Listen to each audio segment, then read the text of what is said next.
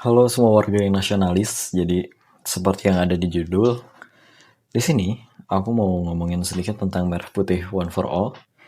Tapi disclaimer sejak awal bahwa apa yang aku ingin komentari adalah film ininya di luar segala isu yang ada, di luar segala polemik yang ada. Dan kita bakal bahas kenapa sih kalau kita menulis atau membuat suatu karya yang ada visualnya, kita jangan deh buat yang kayak gini. Baik secara pengembangan cerita maupun kesalahan penggunaan bahasa. Kenapa aku ingin bahas tentang si One for All ini adalah karena apa yang aku lihat dari Merah Putih One for All ini, penulisnya, pembuatnya, orang yang bertanggung jawab atas semua visual yang ada di dalam film ini, minimal trailer ini dan posternya, jelas tidak mengerti tentang kaidah kepenulisan atau kepenulisan bahasa Indonesia yang benar berdasarkan EYD 5 kalau sekarang. Walaupun sebelumnya memang Puebi ya. Bagi teman-teman yang nggak tahu, Puebi itu sekarang sudah diperbarui lagi, sudah direvisi lagi, jadi EYD versi 5, edisi kelima. Nah, dalam cerita ini juga, bukan sekadar penulisannya, tapi pengembangan ceritanya, dari premisnya sampai akhirnya itu, ada hal-hal yang nampaknya tidak make sense bahkan untuk sebuah cerita fiksi. Jadi, balik lagi ke disclaimer tadi, kita bahas ini sebagai suatu karya, sebagai suatu cerita, yang kebetulan film. Ada juga nih tulisannya. Dan walaupun aku bukan expert, tapi aku yakin aku punya cukup referensi untuk mengatakan bahwa apa yang tertuang dalam trailer ini dan posternya adalah hal yang kurang tepat. Jadi kita bakal fokus untuk bahas trailernya aja, trailer dari filmnya aja. Walaupun memang ada satu hal yang mau aku bahas dari posternya, tapi itu kita simpen di akhir aja, dan kita bahas dulu trailernya melalui screenshot-screenshot yang udah aku kumpulkan. Karena kalau aku play lagi, bosan gak sih? Di X udah banyak yang nge-share, di Instagram, dimanapun, YouTube, Shorts juga bahkan udah banyak yang bahas ini. Jadi ini nanti bakal ada potongan-potongan adegannya yang aku tunjukin lewat screenshot aja lah. Langsung ke pembahasannya. Yang pertama, langsung ada di detik awal-awal, mungkin bahkan detik pertama, yaitu adalah tulisan Merah Putih One for All. Kenapa ini mengganjal? Karena apa yang mereka bawa adalah kebangsaan. Tema yang mereka bawa adalah kebangsaan dan nasionalisme. Yang mana berdasarkan KBBI sendiri, nasionalisme dapat diartikan sebagai paham atau ajaran yang untuk mencintai bangsa dan negara sendiri, atau sifat kenasionalan. Yang mana aku rasa salah satunya adalah dengan bangga menggunakan bahasa Indonesia. Dan di sini, tema mereka adalah Merah Putih One for All. One for All sendiri nantinya tidak dijelaskan sama sekali mengapa mereka mengatakan One for All. Dan yang aku pertanyakan di sini adalah penggunaan bahasa Inggris di dalam suatu cerita yang mengedepankan nasionalisme kita sebagai bangsa Indonesia. Jadi ini mungkin sekadar keresahan aja ya. Dan selanjutnya langsung ada yang ini, menyambut 80 TH kemerdekaan RI gitu. Strip RI gitu. 17 Agustus 2025 katanya. Oke. Tapi poinnya adalah 80 TH. 80 TH itu apa? Town hall gitu. Kita main Clash of Clans. Tapi ya, ini juga sebuah kesalahan dalam kepenulisan. Karena mereka itu nggak sulit loh untuk menuliskan menyambut 80 tahun kemerdekaan Republik Indonesia. Mengingat ini tuh udah berhari-hari trailernya keluar, masih kita omongin, dibandingkan dengan effort mereka untuk menulis 80 tahun gitu, TAHUN, itu tuh nggak sebanding gitu dengan karya yang abadi gitu. Jadi ya, lesson learned, jangan menyingkat apapun saat kalian membuat suatu trailer film atau membuat novel bahkan gitu. Kecuali kalau misalnya di karya tulis kalian itu memang menggambarkan suatu chattingan kayak AU misalnya gitu ya, chattingan dan karakternya memang dia suka nyingkat-nyingkat, ya itu nggak masalah. Itu adalah keperluan dari pengembangan cerita, tapi di sini penyingkatan itu tidak diperlukan sama sekali. Makanya ini adalah suatu kesalahan dalam penggunaan bahasa, dalam kepenulisan. Berlanjut lagi,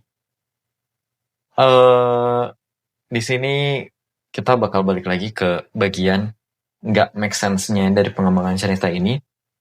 Karena di awal, di sebuah desa 16 Agustus, terus persiapan kemerdekaan, udah ada orang yang panjat pinang, walaupun katanya persiapan, dan akhirnya ada yang kadesnya itu yang manggil gitu, ya sini kalian jadi tim kemerdekaan gitu. Tapi sepi juga gitu, dan udah ada yang panjat pinang juga. Apakah ada yang merayakan atau mengadakan lomba 17 Agustus sebelum tanggal 17 Agustus? Betul ada. Tapi di sini jelas-jelas mereka menuliskan bahwa ini adalah persiapannya. Tapi mereka sudah mengadakan lomba. Dan gak make sense-nya adalah, pada akhirnya kan konflik utama mereka adalah mereka itu persiapan Agustusan nih. Mereka mau ngibarin bendera merah putih. Sedangkan benderanya hilang. Udah, yang lucu adalah di sini ada adegan si, ya aku nggak tahu itu siapa, yang pokoknya yang baju merah yang Beta buka gudang, benderanya hilang. Yang mana itu adalah asumsi yang belum tentu tepat. Karena kalau misalnya dia sebutkan seperti itu, oke, aku buka gerbangnya, benderanya ada nih, terus hilang. Wah, aku buka gudangnya terus hilang nih. Nah, itu betul. Tapi kan nggak mungkin. Berarti mungkin aja gitu. Mungkin aja, oh, di mana ya? Mungkin nggak di gudang desa nih. Nggak di gudang desa, mungkin di Pak RT atau di apa. Bisa aja ceritanya seperti itu. Makanya konflik ini tuh terlalu cetek untuk suatu cerita movie gitu. Ini untuk series atau apa mungkin lah gitu. Terus nanti ada plotnya, ternyata mereka udah nyari, ada di rumah Pak RT lupa nyimpan atau apa. Oke. Tapi di sini tuh cetek banget masalahnya untuk suatu movie. Dan ya selain argumen yang teman-teman udah sering dengar pasti ya, kenapa nggak beli aja segala macam, itu juga betul, itu juga make sense. Kenapa mereka nggak beli aja? Tapi kalau misalnya kita ngebahas ketidak masuk akalan cerita ini, ya sejak awal 8 anak ini kalau nggak salah ditunjuk untuk jadi satu tim aja, nggak tahu dasarnya apa, dan kenapa nggak ada orang tua yang mendampingi mereka saat mereka itu disuruh untuk mencari benderanya. Karena ya asumsikanlah anak-anak kecil ini Karang Taruna. Tapi sangat wajar kalau misalnya ada orang tua, seenggaknya satu orang tua yang akhirnya nemenin mereka. Jadi ini tuh nggak make sense sama sekali. Berpetualang mencari bendera YG hilang. Tulisannya juga berpetualang mencari bendera YG hilang. Jadi ya, aku nggak ngerti sih ini sebenarnya belum lulus quality control atau apa gitu. Jadi mereka mungkin bikin storyboard aja, ini berpetualang mencari bendera YG hilang gitu. Terus akhirnya kopas gitu. Tapi ya itu mereka senang banget untuk nyingkat gitu. Jadi ya itu dipertanyakan juga lah gitu. Dan ketidak masuk akalan selanjutnya adalah jalan terhalang air. Beberapa kali aku nonton trailernya, yang ada di otak aku adalah ini sebuah sungai. Serius, secara visual ini kayak sebuah sungai. Jalan terhalang air dalam apa ya maksudnya? Perjalanan mereka terhalang banjir. Itu make sense. Mereka sedang dalam perjalanan terhalang oleh banjir. Tapi saat jalan terhalang air, itu apa gitu? Terhalang tuh ada tembok air kah? Ada apa gitu? Ada yang menggunakan jutsu air kah? Gitu. Jadi, ya memang pengembangan ceritanya di sini sejak awal pun sudah terlihat kurang sih. Gitu. Tapi kita lanjutkan dulu. Adalah scene legend. Seekor burung terkurung di kandang, ya semacam kandang kucing juga gitu ya. Untuk kandang burung kan bisa juga yang bentuknya seperti sangkar gitu ya, sangkar burung. Ini tuh beneran kandang kayak untuk kucing, untuk anjing gitu, dan dia ada di dalamnya gitu. Si burung ini ada di dalamnya dengan seorang monyet. Itu juga suatu hal yang ironi, tapi yang gak make sense di sini adalah selain karena dia ditaruh di kandang yang tidak seharusnya, tapi sebenarnya oke, ini adalah penangkapan liar, mereka bisa menggunakan apapun. Pembelaan seperti itu bisa kita terima. Tapi yang nggak make sense adalah ini bukan kandang yang biasanya ditaruh. Kandang ini diperuntukkan untuk bisa dibawa-bawa. Dan kenapa nggak dibawa? Saat selanjutnya diperkenalkan bahwa antagonisnya itu beranggotakan 3 orang, yang artinya kalau satu punya kepentingan, 2 ini tuh masih bisa bawa loh. Kenapa dia disimpan aja gitu di tengah hutan? Kita nggak tahu sih sebenarnya. Tadi aja kayak sungai ternyata terhalang air gitu ya. Kita nggak bisa berasumsi ini hutan, tapi yang kelihatan seperti itu. Kenapa dia didiamkan di tengah antah berantah gitu? Ya itu tidak tahulah kita. Selanjutnya ini yang paling krusial.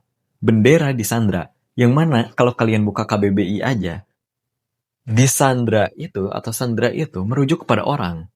Subjeknya itu orang. Bendera disandra itu gimana ceritanya? Gimana gitu, jelasin. Siapapun yang mengerti, tolong tuliskan di kolom komentar gitu. Karena aku yakin maksud mereka adalah dicuri. Tapi aku nggak ngerti saat mereka brainstorming, tim ini bukan satu orang, aku udah lihat timnya nggak satu orang. Mereka berpikir, gimana kalau kita buat plotnya benderanya disandra deh gitu. Itu nggak paham sih. Dan ya ini adalah hal yang paling krusial dari kesalahan penggunaan bahasa mereka. Kosakata sandra ini tidak cocok dengan satu benda, dan bendera di sandra itu benderanya diapain? Dikurung kah? Selanjutnya ada adegan dari salah satu antagonisnya. Kalau kalian ingin bendera kalian, carilah burung yang kalian lepaskan dan bawa kepada kami. Nah, ini kan agak aneh. Dari tadi juga aneh. Cuman ini juga aneh. Karena dengan asumsi mereka nyari di gudang, benderanya ada di gudang, orang ini tiba-tiba punya benderanya, dan daripada dia menyulik anak yang ada di sana, itu ada 8 kan, 8 atau berapalah gitu. Dia nggak menyandra salah satunya, tapi mereka memilih menyandra sebuah bendera gitu. Tapi ya oke, kita move on ke selanjutnya. Seperti biasa, YG Entertainment dong, bukan dong. Tindakan apa YG akan diambil? Jadi intinya adalah, kalau kalian mau buat suatu karya, suatu cerita, utamanya fiksi ya, yang di sini fiksi, buatlah cerita yang make sense. Agenda apapun yang kalian bawa, tetap harus make sense. Sekarang beralih ke hal yang ingin aku bahas di posternya. Sama, penulisan lagi, tapi di sini tanda baca.